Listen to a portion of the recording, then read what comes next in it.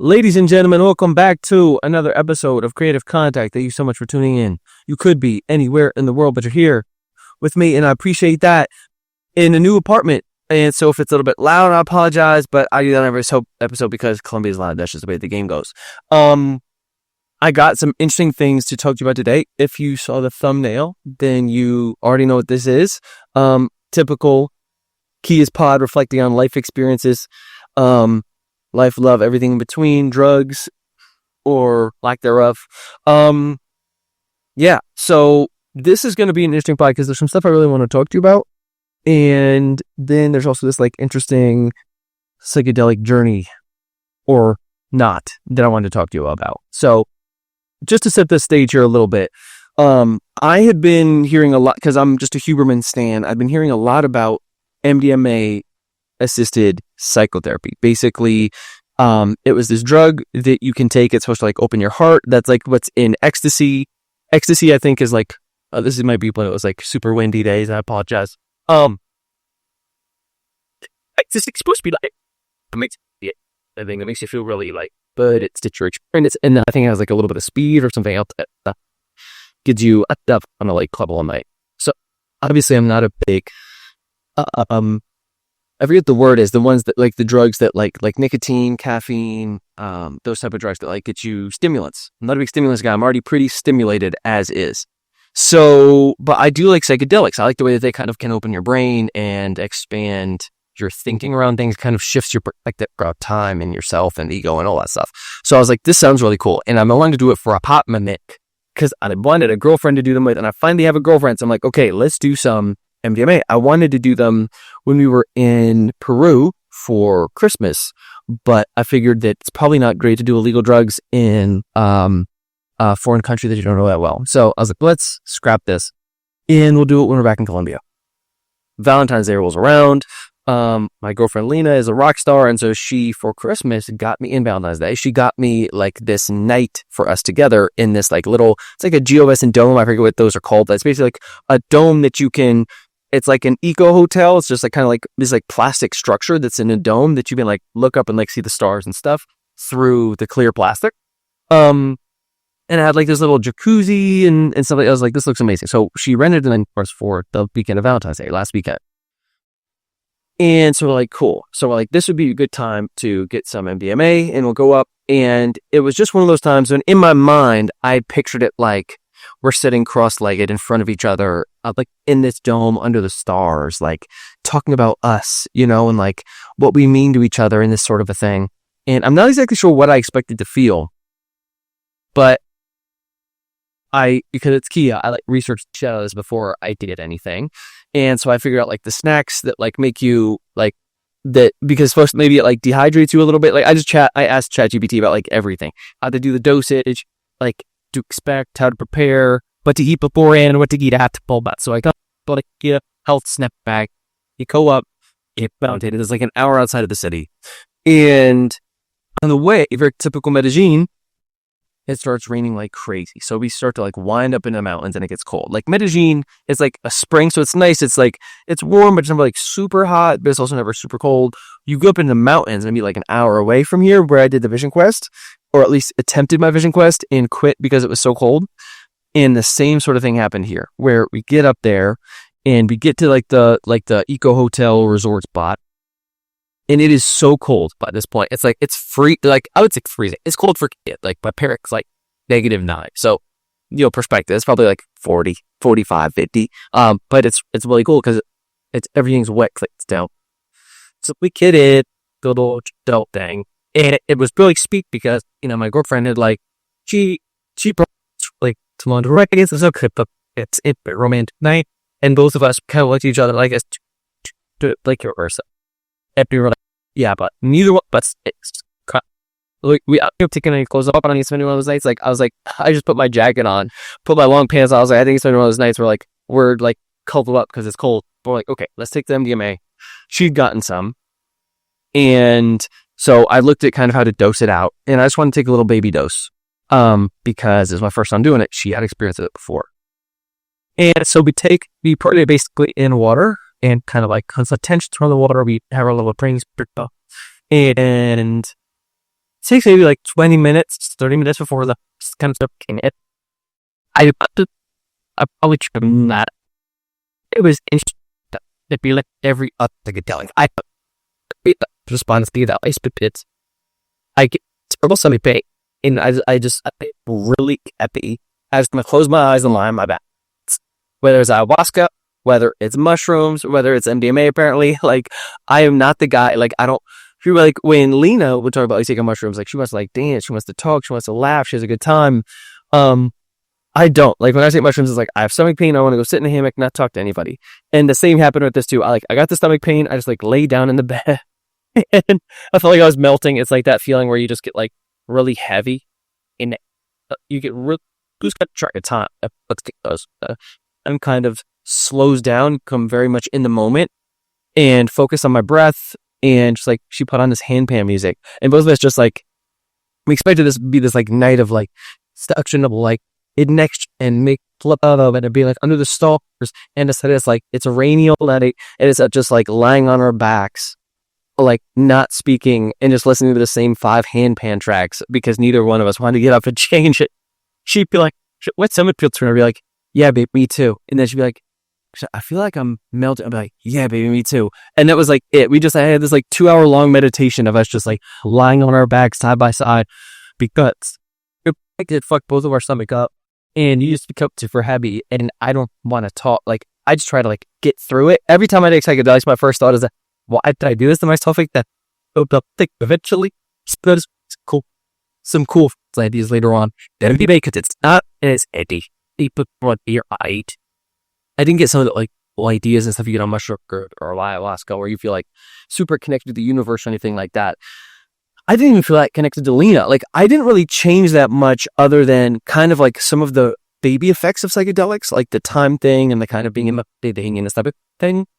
But I felt it changed my heart, which was really interesting. I think, and I have a couple of theories. One is maybe, depends how you want to play it. For me, I was thinking maybe it's because I don't feel like I'm that closed off initially.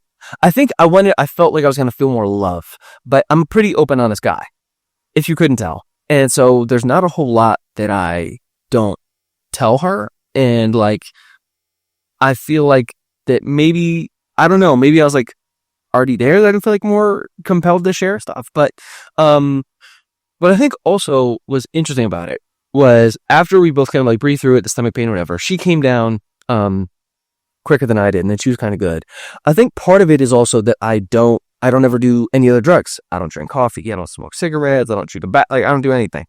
So I think my body sometimes is like, whoa, like what is going on? Like, what's this weird substance? I think especially with like natural psychedelics like mushrooms and ayahuasca, I think it's technically like a poison. Like, that's why your body rejects it. That's why it has those, that's what kind of gives you those reactions. And there's a lot of things that it kind of triggers in your body and your mind, but it's toxic, which is why you throw up, which is why it often gives you diarrhea, all that sort of stuff. Your body recognizes it as a toxin. And so I think, because I'm not saying I'm like so pure or anything, but I just think that not having that experience, not drinking, never having anything like really that foreign other than like artificial flavoring, like, I think my body sometimes gets a little bit wigged out. And there's so much more used to like artificial flavoring compared to like a psychedelic I do like once every couple of years, once a year, whatever. So I think that might be part of it. But anyways, come down, but it still leaves you in that sort of like post come down to kind of psychedelic state where you're so kind of heavy, you feel like everything's kind of underwater, and your jaw might get like a little bit like, for me, I get like my jaw gets a little bit tight, like clenching, and I also like, I kind of get like that slow speech, and I just feel like I'm kind of like on slow motion. Because of that though, we ended up having, I brought this deck of pork because I got for us. The question. The first question is if you like Astro Romero and MDMA is. I forget the question, but like questions like that you haven't ever told me yet that you don't. So we had some interesting detox. Eventually we got there. Keep us same songs. Quick aside about the handpan songs, artists I'd never heard of before, and then I looked at my phone later because we were playing off my phone, and the album was co-produced by Timbaland. I was like, who is this handpan artist that has a co-production on their handpan album from Timbaland. I was like, this is crazy. Timbaland's getting into some next level shit. Anyways, we're listening to handpan, and I never like really end up, I don't sit up for a long time, but then we kind of get a little bit hungry. Neither would be best. We both skip dinner, like at this really nice, like resort kind of hotel-y place. We were like, oh, I'm not doing dinner, but I brought bananas and protein bars for like snacks. And so I had like, they had like, suckers, like just something that I knew would be easy on my stomach. So we're like eating these snacks and like talking about deep shit. But eventually we end up, what's interesting is the next nothing intimate happens that night. Like I'm cold, she's cold, we're both kind of out of it, and just end up like crashing that night. And it rains the whole night. But I realized the next day, it was really interesting that like what I'd wanted out of it, meaning like that though having those hard conversations and getting closer, we did experience, but it just we didn't get there in the same way that I thought we would, that I hoped we would. And I feel like it's just like a good metaphor for life, that like you might reach the destination eventually that you want, but like, past this there, it's like going to be different than you expect. Always going to be more rocky. Like there's always going to be, it's always this kind of crazy, like weird route to get there. At least for me, that's like my life experience. Is it's never like, it's going to be like, go. And this is where it's always like, you might end up there getting some of the takeaways, but like the route is like some crazy thing. So yeah, I just thought it was funny. Like I especially had like this like super sexy, intimate night, and it was both of us just like lying on our back, not speaking or saying anything for like 2 hours straight, listening to the same 5 handpan songs. But so it goes with adventures. I ended up being really nice the next day. The day was a beautiful day, and we ended up like spending some time in the jacuzzi. We got in the jacuzzi before we left, and there was a cat. We woke up in the morning to go to breakfast. Nobody was up. The staff wasn't even there yet. It was like 7:30. And there was a cat. It was like coolest cat I've ever met in my life. Like he or she, I think it was actually a lady cat. She kind of saw us, and she was almost like the grounds protector. She was like the guardian of the grounds. And she just came up and just like kicked it with us. We could like pet her. But she was so cool and fierce and independent. She just like followed us around and just like kicked it with us because we walked around the whole property, and she just like followed us the whole time. She was like helping, like, I don't know, angel manifested in cat. And then when we finally came back later and went to breakfast, she was gone. Like we never saw her again. But she kicked with us for like 30 minutes. She was tame now. She came back to us to the dome, and when we were sitting in the jacuzzi, she came over. It was just cool. Like there was like definitely some energy that next day that was different from the night before. And so it ended up actually being a really nice evening. We ended up having that connection that I'd have wanted. Just a little bit of a different route, I guess. So that was one thing. It was just interesting. I would love to try LSD still. I'll kind of try acid. I think the reason it's the last psychedelic I want to try because it's synthetic. So I'm thinking it might, well, I mean, MDMA is synthetic too. So I guess there's that, and it still hurt my stomach, but there's something about, acid that I want to try to have that sort of like that mind changing altered state, but maybe have something that's a little bit easier on my stomach. And I think acid LSD might be the one. So up and talking to my bro, and that's one of his favorites because he said that the ride you go on is a little bit more like a sine wave. It's kind of like takes you up and brings you down. Best. I've mushrooms and ayahuasca is kind of like a radiation curve.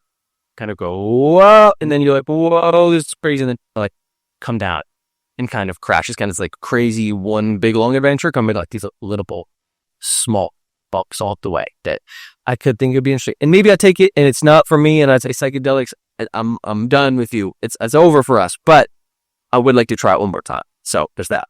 Last thing I wanted to talk to you about, little life update.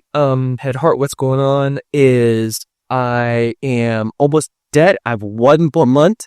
If I'm rocking at this payment that I'm doing, paying this off, I'm gonna have 1 more month and I'm out of debt.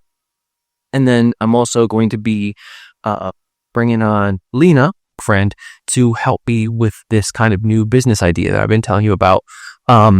Around, I think it's been a little bit dark, so I'm just gonna turn this exposure up a little bit. Around like this self-publishing empire business. She's gonna help with some marketing, so I'm really excited about that. I know it's gonna be interesting how navigating that with a partner. It's like business and your intimate partner, but I think we can maintain open communication. I feel like she kicks ass at marketing, and it could be a cool way for us to build this together. So I'm really excited about it. I've got a special day planned for a Saturday. Friday is her last day working at her like normal job. And then it's us together in this thing, working and building it. We're just going to try it, see how it goes. But I'm honestly really stoked about it. And I'll keep you posted on that. In terms of the little writing journey I'm on, I've got the first draft of the micro thriller that I think I talked about last time. It's kind of like new subgenre I'm creating. It's like these short books you can read in an hour or two that I'm calling micro thrillers. And the draft of that is with the ghostwriter. And so I'll hopefully have that this next week. I've got almost the book on writing finished. It's called The Writer's Daily Compass. I'm having those kind of designed. Those are with designers right now.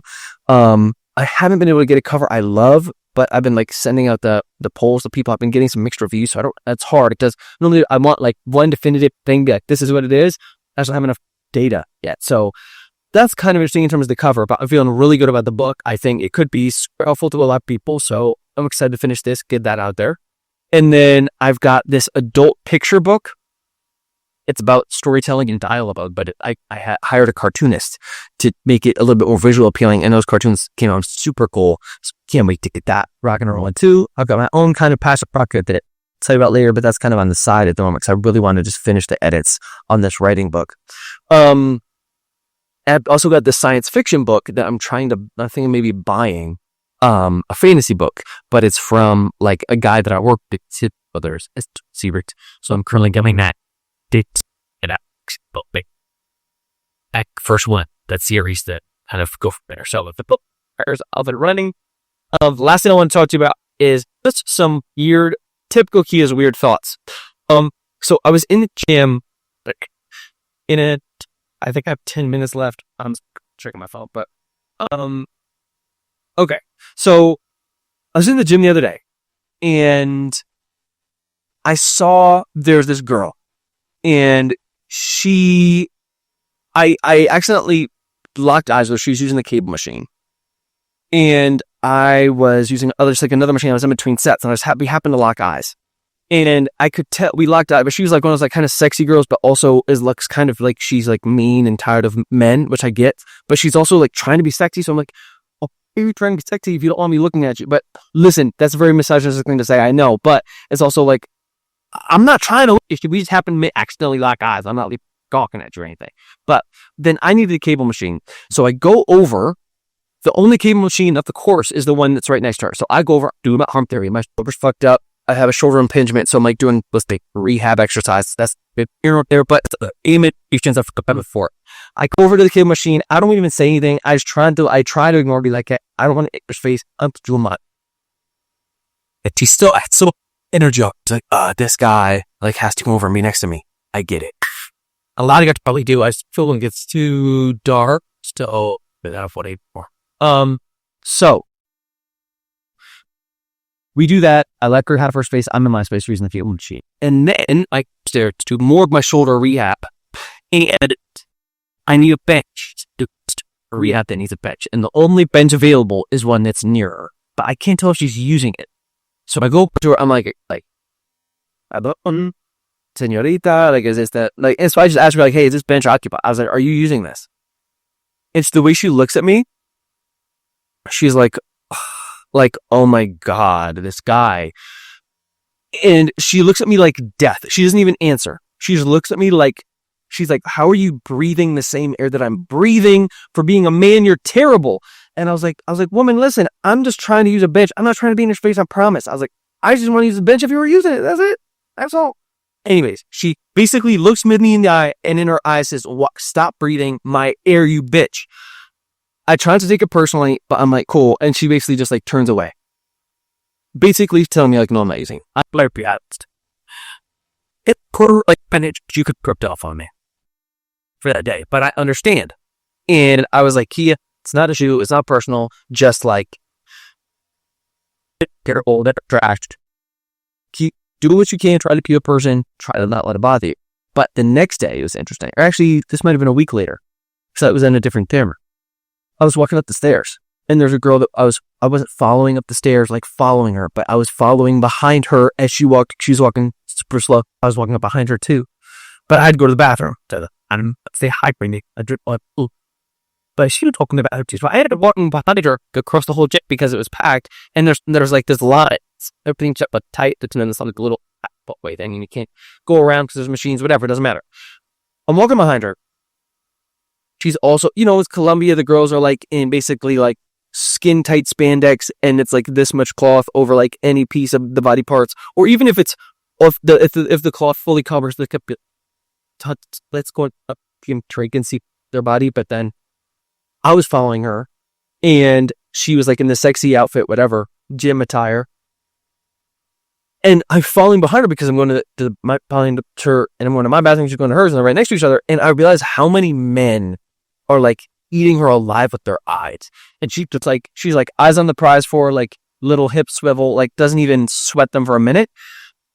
But from the amount of attention she got, I was like, I can see why men are trash. I was like, I get it. I get we're terrible. And listen, having the male appendage and testosterone and these things, it makes you think terrible things. It makes you want to do terrible things. That's just kind of the name of the game.